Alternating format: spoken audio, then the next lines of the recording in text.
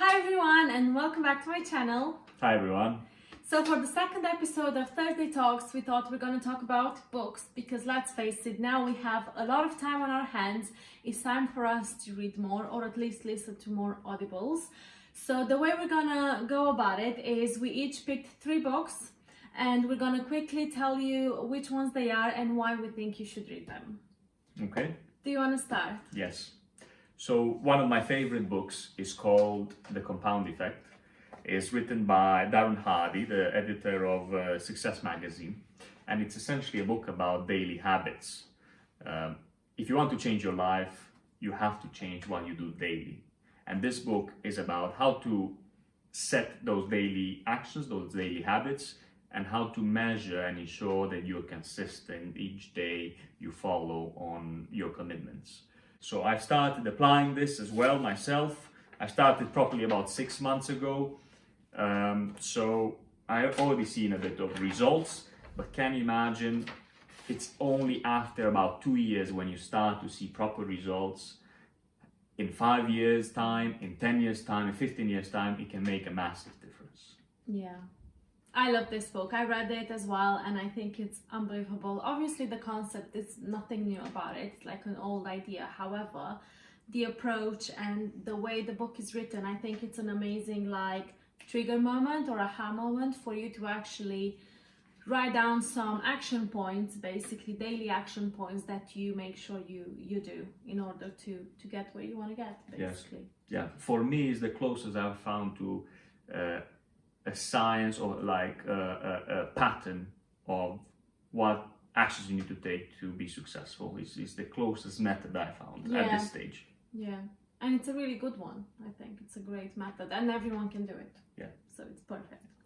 I am going to start with The Richest Man of the Babylon. So the way I picked my 3 books are each of the books are very easy to read, very basic, and they each tackle a different area in your life. So this one is all about finances. It's a lovely story, very, very short, very easy to read. I think I read this while I was having a bath. The concept of this book is pay yourself first, save money, and invest your money. And these 3 things are key financial goals that we have as a couple, and we've been doing this for a very long time, and we believe that this strategy is a really good strategy to become financially successful in the future, and it's something we strongly believe in. Obviously this is just literally the surface of the idea, but it's a good way to start. Yeah, what I love about this book is that it's simple and it's directly applicable. You can put into practice straight away. Exactly. Easy to read as well. Yeah. Okay, so my second book is called Extreme Ownership by Jocko Willink and Leif Babin. They both former Navy SEALs, Navy SEAL commanders. They fought in the Iraq War in one of the most difficult times in the Iraq War. And essentially it's a book about leadership, a book about discipline and taking responsibility. I remember when Dan bought the book because, so if you've watched the first episode, he is a project manager. So Dan has been leading people or a team of people for many years now. And I remember when you were very passionate about becoming a better version of yourself, like a better manager, and you bought the book. Don't stop smiling, like it's true. Because that was in the old days. Now I'm not passionate anymore about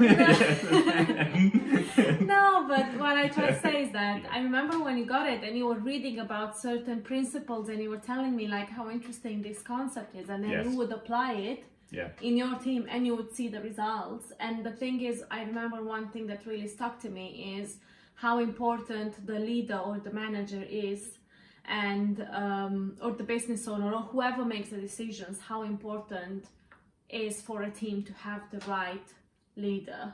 And the essence is, if someone in your team makes a mistake, it's really your responsibility. Either you haven't trained them enough or you don't have sufficient procedures in place.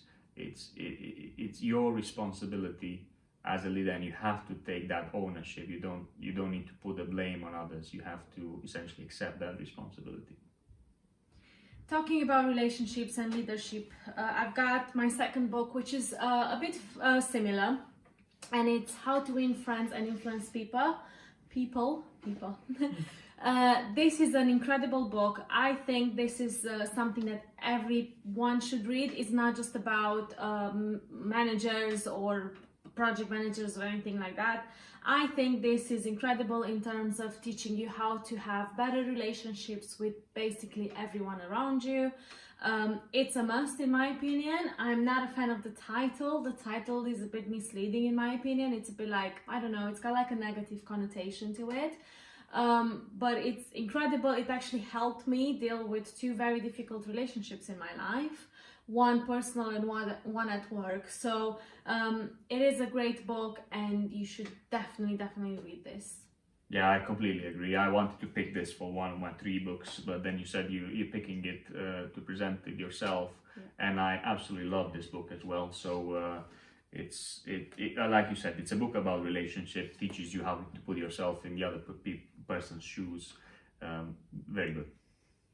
For my 3rd book, I picked Long Walk to Freedom by Nelson Mandela. It's an autobiography by Nelson Mandela. It's essentially his life story. I like this book because it's easy to read. It's a story. It's like a novel, and it's a book about integrity, about character development, and maybe a bit about wisdom as well towards the end. What's one thing that really stuck with you from this book, from reading this book? One thing is that Nelson Mandela actually learned a lot from how to deal with people, how to lead people, learned a lot from his father. His father used to be a tribe leader, and one thing that his father said that stuck with me is, when you are in the gathering of people, try to be the last person to speak, because that's when you understand where the other people are coming from, and that's when maybe you can add more value or you can help them better. If you speak at the end, you understand how to serve others better.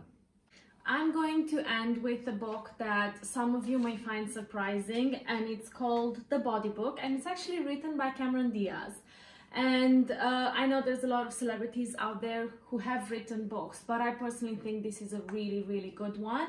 So basically she talks about fitness, nutrition and mind. So in a way you've got body and mind. My personal favorite chapter is the nutrition one, because the way she talks about it, it's basically giving you all the information you need to make the right decisions in terms of food choices.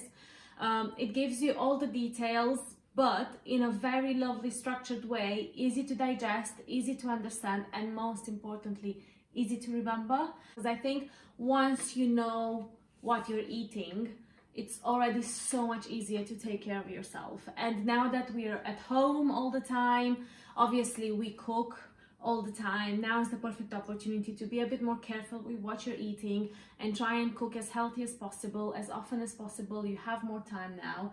We've been quite good, haven't we? Dan has been working out every single day. I have been cooking every single day. Yeah. We haven't ordered any food, no takeaways, no Domino's. So far. Yeah, but no, like we also like, I don't want you to think that we've had broccoli for the last 2 weeks, because we've had cake, we've had chocolate, because it was my birthday a week ago. So of course, you know, you want to spoil yourself. I actually kind of miss broccoli. Yeah, that's true actually. But I think the biggest problem we have with food, in my opinion, is not knowing what we're eating. And obviously you have the obvious things like Coke is bad for you and chocolate and cake are bad for you and are high in sugar, but that's not the problem. The problem is sauces and different types of food that we actually don't know what the ingredients are.